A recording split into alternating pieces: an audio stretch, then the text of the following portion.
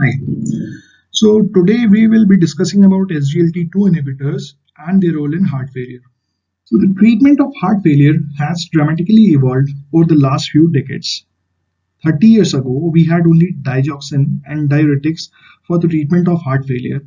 Recent advances in the field of heart failure have completely changed the game.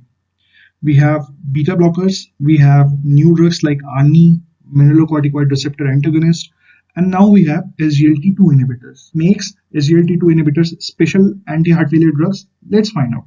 Diabetes and heart failure. What we know from various studies is that diabetes increases the risk of heart failure by 2 to 2.5 times. The Framingham Heart Study had suggested that diabetes increased the risk of heart failure by 2 times in males and by 5 times in females. There are multiple mechanisms by which this occurs. We'll discuss some of these mechanisms here and some in a separate review on diabetic cardiomyopathy. Why did we need new antidiabetics? A decade ago, we had many antidiabetics that were lowering the blood glucose levels. It was found that though some of these drugs lowered the blood glucose level, they increased the cardiovascular mortality. For example, thiazolidinediones or the glitazones. They increase sodium and water retention. Studies have found a 42% increase risk of incidental heart failure with pioglitazone. A meta-analysis reported an increased risk of MI with rosiglitazone. Although DPP-4 inhibitors are considered cardiovascular neutral drugs, but saxagliptin was one DPP-4 inhibitor which was found to be associated with 27% increase in hospitalization for heart failure and 22% increase in cardiovascular mortality. Some of these drugs have been abandoned. Some are not used nowadays. Some of these are still used in certain situations. For example, we still see patients using pioglitazone in some cases. Insulin also has been found to be associated with increased risk of heart failure hospitalizations. However, this does not hold true for insulin deglutide and glargine. These two drugs have been tested in two large randomized controlled trials and have been found to have a neutral effect on cardiovascular outcomes. The landmark EMPA-REG outcome trial found that patients in the empagliflozin group compared to the placebo had significantly lower risk of heart failure hospitalizations. The result sparked a new debate that can SGLT2 inhibitor be used as an anti-heart failure drug? Subsequent trials in the next 5 to 6 years showed us that this group is an effective heart failure medicine. So before knowing about SGLT2 inhibitors, we should know what SGLT receptors are. There are three main types of glucose transporters in the body, which include GLUT, SGLT, and SWEET. GLUT are ubiquitous and they are responsible for facultative diffusion of glucose along its concentration gradient. SGLTs are primarily expressed in intestine and in renal cortex, and they transport glucose against its concentration gradient. This is an active process. It requires energy. Sodium is co-transported from this channel. Two types of SGLT2 receptor proteins, that is SGLT2 and SGLT1, are of clinical relevance. There are total 6 types which are known, and these two are of clinical relevance. SGLT2 is present on the proximal convoluted tubule, and SGLT1 is present on distal part of the proximal convoluted tubule and enterocytes of small intestine.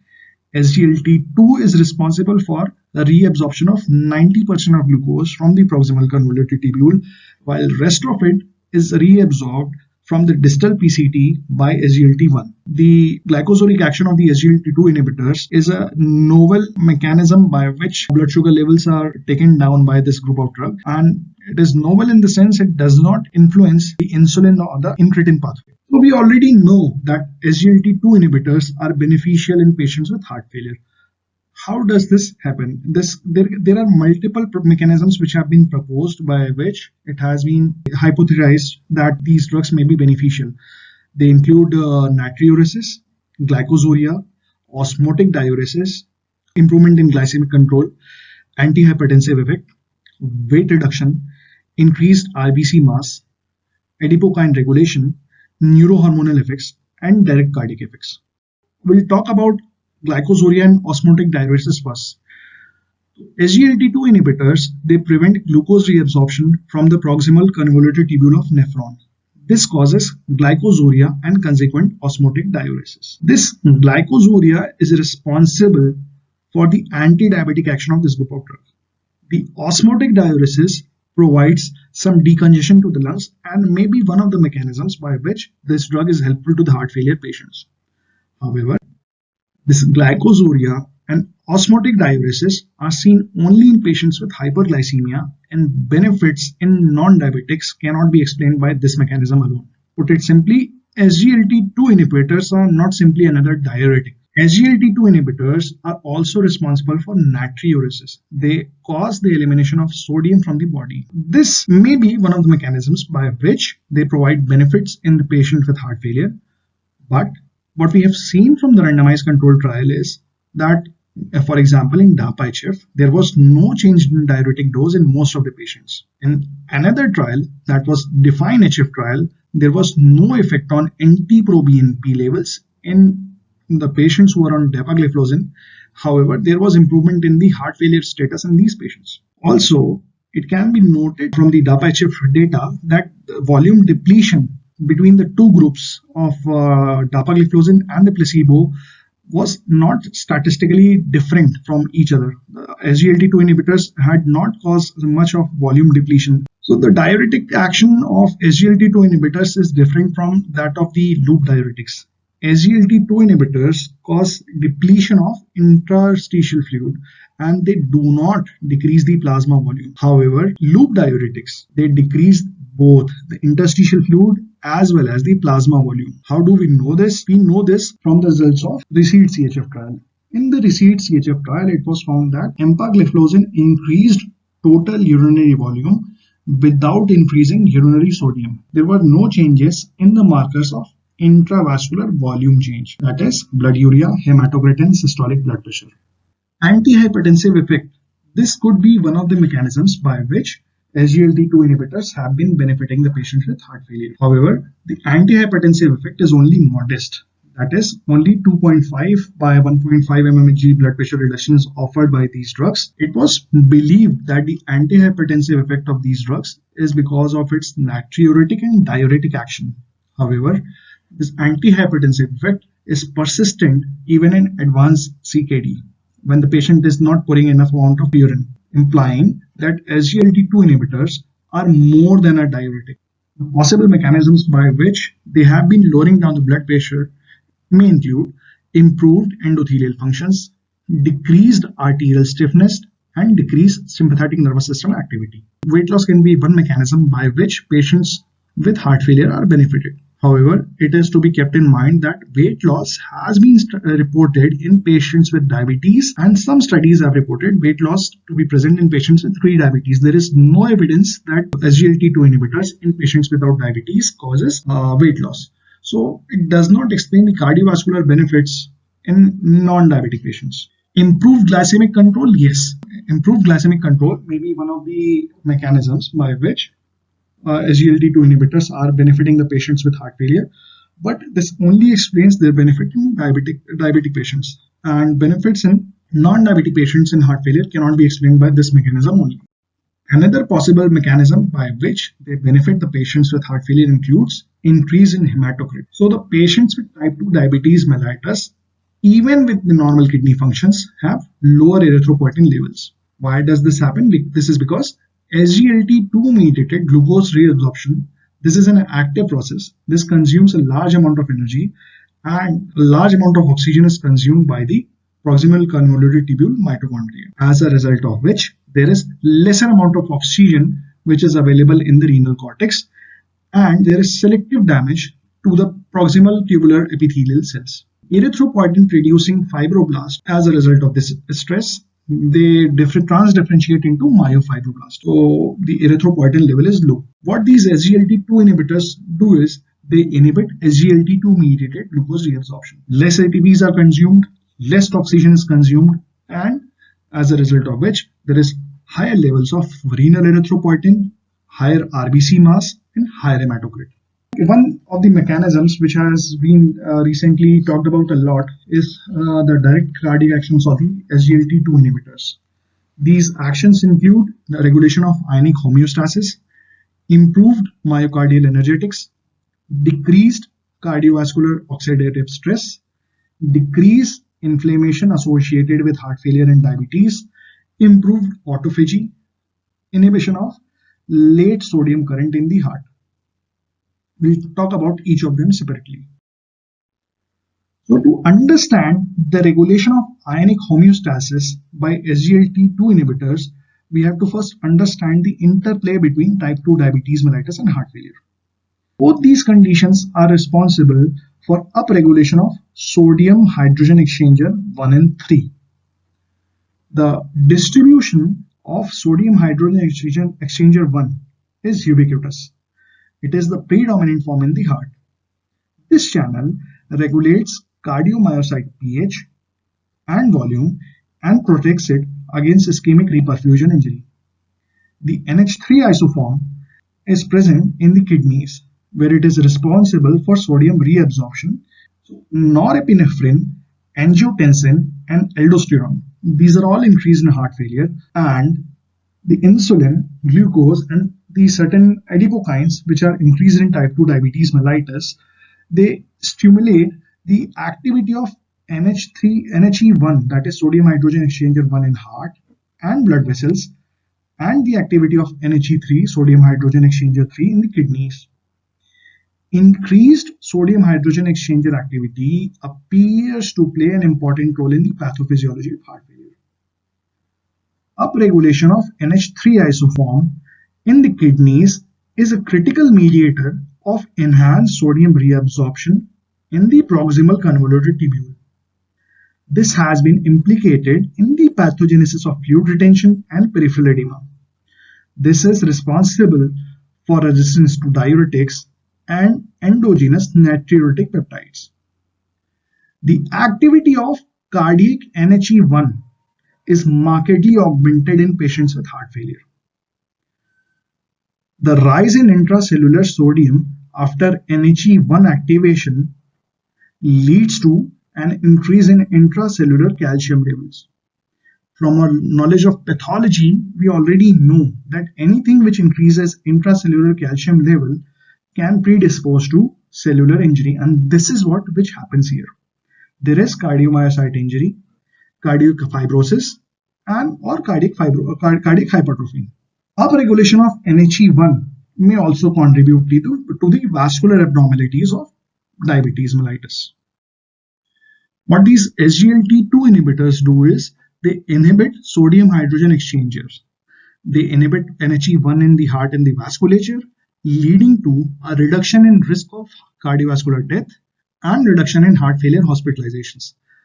They also inhibit NHE3 in the kidneys, as a result of which there is inhibition of sodium reabsorption in the proximal convoluted tubule, there is natriuresis and lowering of blood pressure. Improved myocardial energetics. So this is another mechanism by which SGLT2 inhibitors are found to be beneficial in heart failure. Under the physiological conditions, nearly 90% of cardiac energy is derived from mitochondrial oxidative metabolism. And the fuel for the mitochondrial oxidative metabolism, it is derived from free fatty acids and glucose, and to a lesser extent from lactate, ketones, and amino acids. In type 2 diabetes mellitus or heart failure, there is dysregulated fatty acid oxidation. There is impaired glucose uptake or oxidation, which causes myocardial dysfunction. In the setting of restricted fuel selection and low energetic reserve, ketone bodies they act as superfuels. They produce ATPs more efficiently than glucose or free fatty acids. What these SGLT2 inhibitors do is they increase the hepatic synthesis of these ketone bodies and they decrease the urinary excretion of ketone bodies, as a result of which there is a state of hyperketonemia. These ketone bodies, especially beta-hydroxybutyrate, this is taken up freely by the heart and the kidneys and oxidized in preference to fatty acids and glucose. This increases the cardiac efficiency, it reduces oxygen consumption, There was one reform trial. It was done with dapagliflozin. It showed that in patients with heart failure and type 2 diabetes mellitus, fasting ketones were higher in the patients who received dapagliflozin. Another molecule of interest is AMP activated protein kinase, or AMPK. So AMPK plays an important role in both heart failure and diabetes. In both of these conditions, AMPK is altered. What is AMPK? It is an energy sensor. It activates catabolic actions such as glycolysis and increased glucose uptake, and it impairs anabolic reactions. Under pathological conditions, AMPK in the heart is activated as a response to stress. What it does is it mediates the transportation of GLUT4 from the cytosol membrane, which causes increased glucose uptake in the heart as a cardioprotective mechanism. All these things are happening, increase the ATP production in the heart. In type 2 diabetes mellitus and in heart failure, the levels of AMPK is altered. What these SGLT2 inhibitors do is they increase the level of AMPK, and this helps in the patients with heart failure. Besides SGLT2 inhibitors, metformin is another drug which increases the levels of AMPK. SGLT2 inhibitors also improve the autophagy. Autophagy or autophagy is a method by which unwanted proteins are removed by the cells. These proteins are delivered to the lysosomes for degradation. So autophagy decreases the reactive oxygen species or the ROS production, and it restores the mitochondrial function. Excessive autophagy is also bad. This can lead to cell death and deterioration of cardiac hypertrophy. What these SGLT2 inhibitors do is they increase the autophagy and they help in removal of the unwanted proteins, and this is one of the mechanisms by which they help in patients with heart failure. The other direct actions of SGLT2 inhibitors on heart include decrease in the reactive oxygen species, decrease in the inflammation in heart, and inhibition of late sodium current. First, I'll talk about the reactive oxygen species. We already know that there is in both heart failure and diabetes, there is increased oxidative stress. This leads to generation of more reactive oxygen species. These reactive oxygen species, what they can do is they alter the functions of nearby proteins, and they can also cause endothelial dysfunction.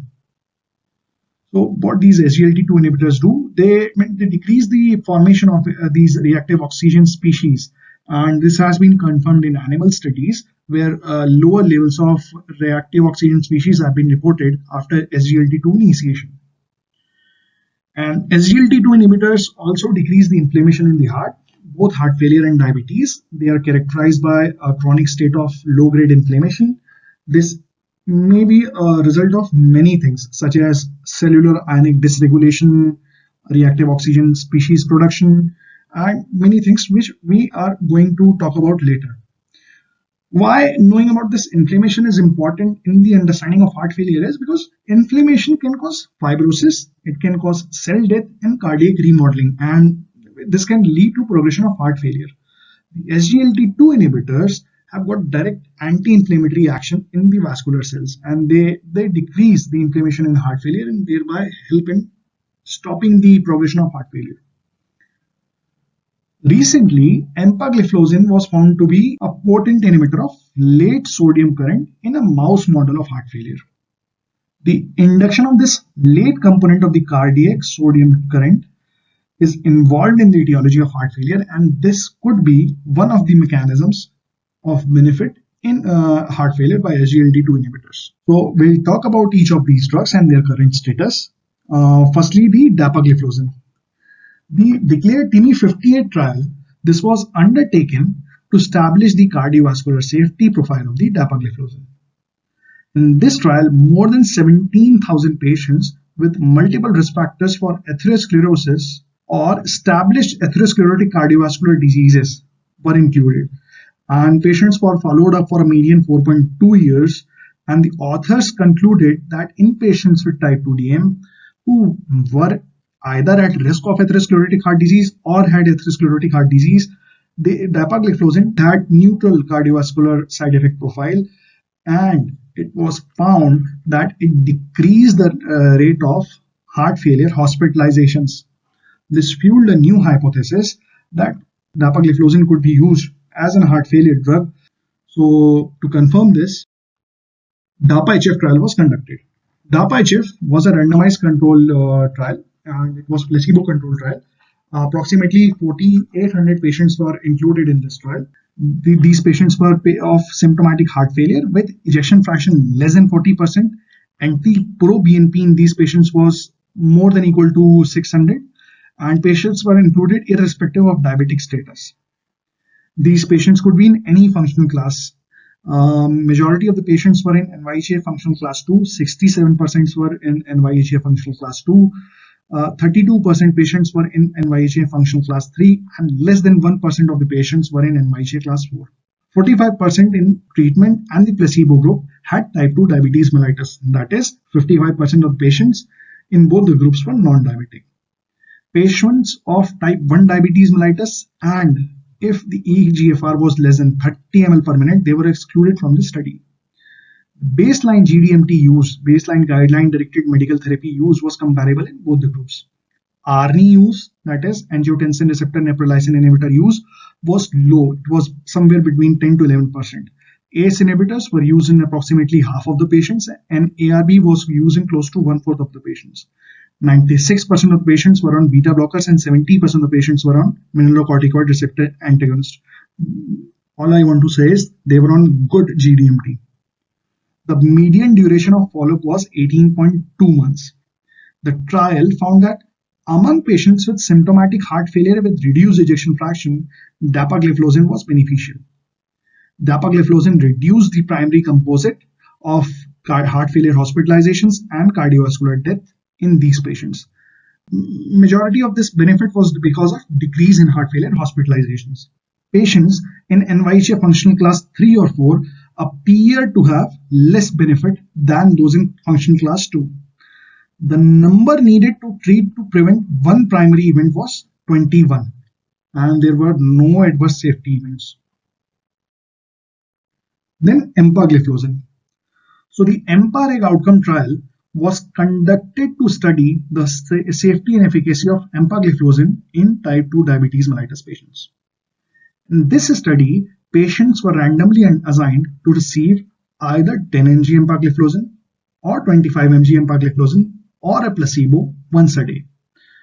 A total of 7,200 patients of diabetes with established atherosclerotic cardiovascular disease. They were enrolled in this study and they were followed for a median period of 3.1 years. The trialist found that empagliflozin group had lower rate of death from cardiovascular causes and decreased heart failure hospitalizations. The author recommended that empagliflozin should be considered in patients with type 2 diabetes mellitus and all forms of atherosclerotic cardiovascular disease to reduce cardiovascular mortality and hospitalizations for heart failure. So then again, benefits in heart failure prompted the physicians to study its role in heart failure, irrespective of the diabetic status of the patients. And this was the reason behind the EMPEROR-Reduce trial. The EMPEROR-Reduce trial was a multicentric, randomized, double-blinded, placebo-controlled trial, and it was conducted to assess the safety and efficacy of empagliflozin in patients with symptomatic heart failure with ejection fraction less than 40%, NT-proBNP more than 600, irrespective of diabetic status. These patients could be in any functional class. Majority of them were in NYHA functional class 2, that is 75% of the patients. Then NYHA 3 functional class patients were approximately 25% patients, and NYHA 4 functional class patients were only less than 1%. 50% of patients in the both study groups, that is empagliflozin as well as placebo, were diabetic, 50% were non-diabetic. 50% of patients had dilated cardiomyopathy as a cause of heart failure, 50% of patients had ischemic cardiomyopathy as a cause of heart failure. The patients were followed for a median 16 months, and trialists found that there was benefit of empagliflozin irrespective of diabetic status, and empagliflozin did decrease the heart failure hospitalizations in all the patients it was given. So there were some differences in the patients who were enrolled in EMPEROR-Reduce trial and DAPA-HF trial. The DAPA-HF trial enrolled the relatively more milder variety of heart failure, whereas Emperor-Reduced trial enrolled more sicker patients with heart failure.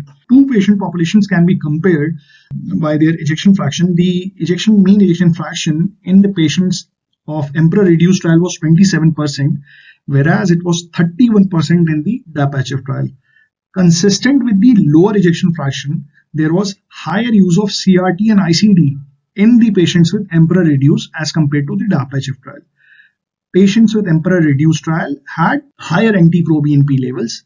Patients in the Emperor-Reduced trials had worse renal functions. Emperor-Reduced excluded the patients who were having EGFR of less than 20, whereas DAPA-HF excluded the patients who had EGFR of less than 30. The ARNI use in the DAPA-HF trial was approximately 10%, and ARNI use in Emperor-Reduced trial was 20%.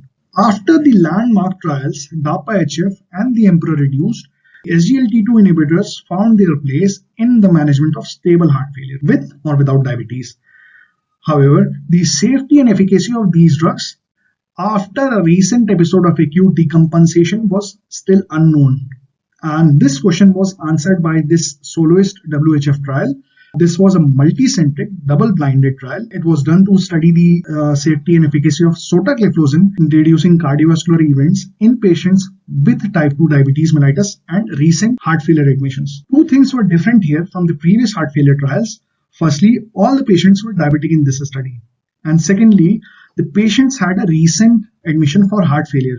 This population of recent heart failure admission had not been studied previously in DAPA-HF or the Emperor-Reduced trials. So the trial enrolled 1,200 patients with heart failure, and when they were off oxygen, when they were stabilized, when they were transitioned to oral diuretics and had a BNP of more than 150 or NT-proBNP of more than 600, they were included in the trial. And patients were randomly assigned to receive sotagliflozin 400 milligrams once a day or a placebo. The patients were followed for a median period of 9 months. The median NT-proBNP level was 1800 in both the groups.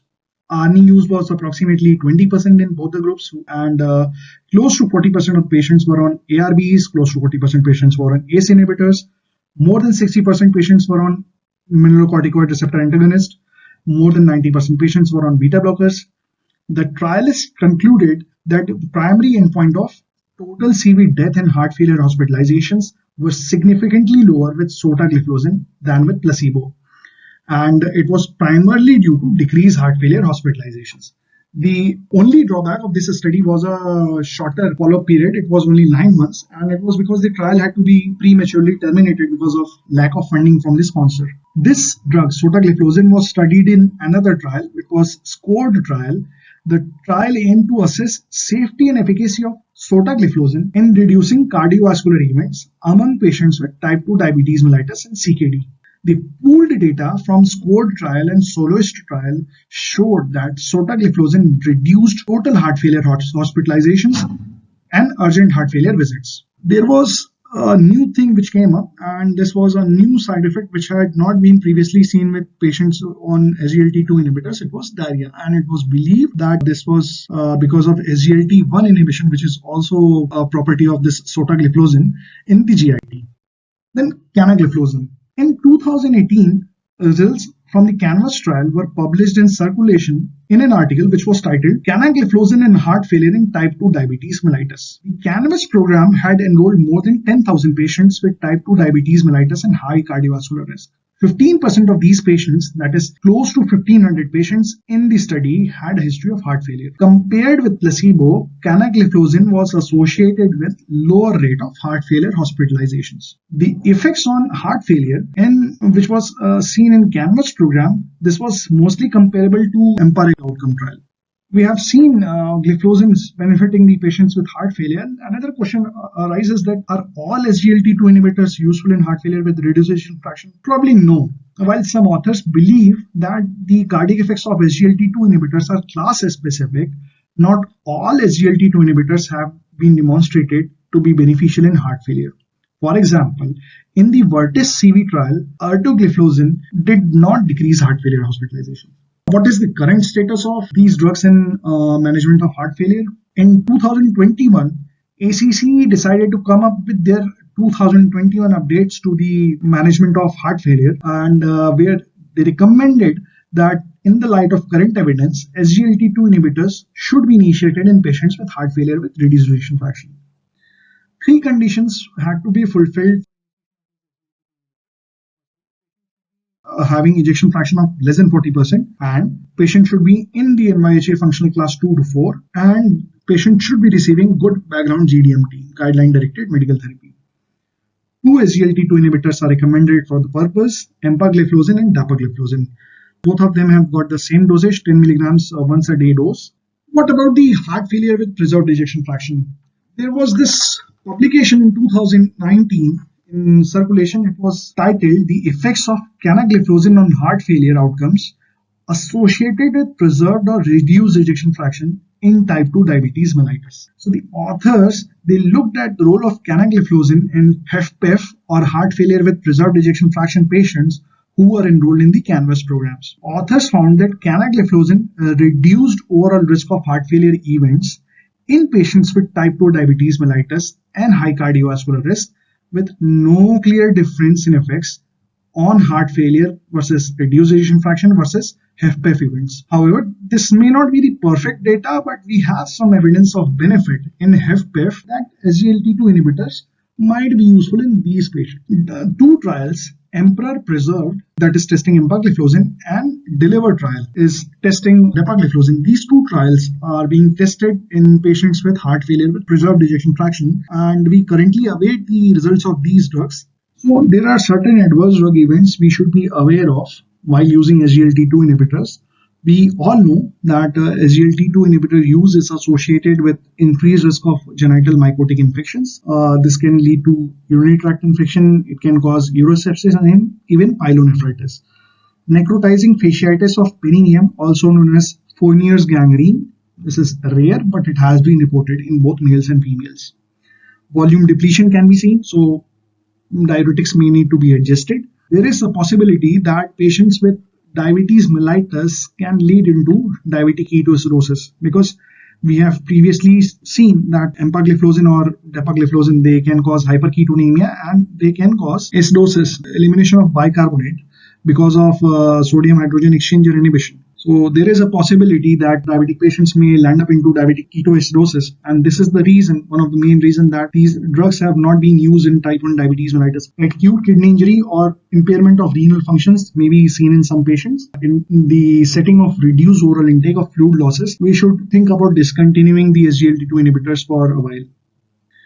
And diarrhea is a new side effect which had been reported with the SGLT1 inhibitor, which was sotagliflozin. Sotagliflozin inhibits both SGLT2 and SGLT1, and diarrhea is a manifestation of SGLT1 inhibition. So there are certain contraindications which we should be aware of. This drug should be avoided in patients with type 1 diabetes mellitus, because we have talked about this. It can cause diabetic ketoacidosis.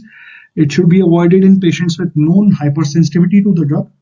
And in pregnancy and lactation, the drug safety has not been studied. The drugs should be used with caution in patients with advanced renal dysfunction. This is because the DAPA-HF trial, which tested dapagliflozin, did not include the patients of eGFR less than 30 ml per minute, and yet dapagliflozin is approved for heart failure with reduced ejection fraction in patients with worse renal functions. Similarly, for Emperor Reduced trial, the lower limit of eGFR was 20 ml per minute. The trial did not test what happens to the patients who have a lower eGFR, but it is approved for patients with heart failure with reduced ejection fraction with worse renal functions. The glycosuric effects of the SGLT2 inhibitors may be attenuated in the patients with very low eGFR, and the benefits of the SGLT2 inhibitors for HFrEF management in those with more advanced renal dysfunction than the patients in these recent studies remain less clear. So they should be used with caution in patients with advanced CKD.